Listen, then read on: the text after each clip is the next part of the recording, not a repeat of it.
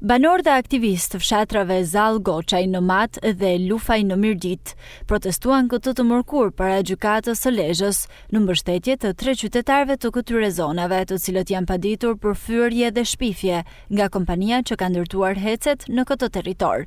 Sipas të paditurve, kjo është një formë presioni e hapur ndaj banorëve, ndërsa theksojnë se është pikërisht kompania ajo që ka shkaktuar dëme të mëdha në zonë. Ata kërkojnë që drejtësia të jetë e barabartë dhe të hetohen kallëzimet që ata u kanë bërë më herët për falsifikim dhe shpërdorim detyre. Ne s'kemi prish imazhin firmës.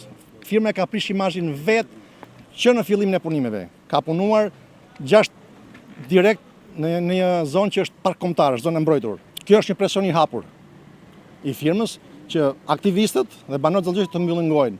Firmë ka shkatruar një zonë 80 km2, ka devijuar 2 lume nga rrjedha vet, ka prish kanalin Vadic, ka prish mullirin e fshatit, ka prish rrugët e fshatit. Ne nuk kemi prish imazhin e firmës, po firma ka prish imazhin e atij vendit, sepse e ka kthe gjithë zonën në një shkretir të vërtet. Aty janë deviju 2 lumet, 25 km, s'ka pik uju, po ngordhin baktit për ujë. Kërkojmë hetim çdo firmë që hedh për devijimin e kanjoneve. Kërkojmë hetim nga Zall Goçaj, Lufaj. E shoh këtë padi që bën kundrejt nesh, me na mbyll gojën.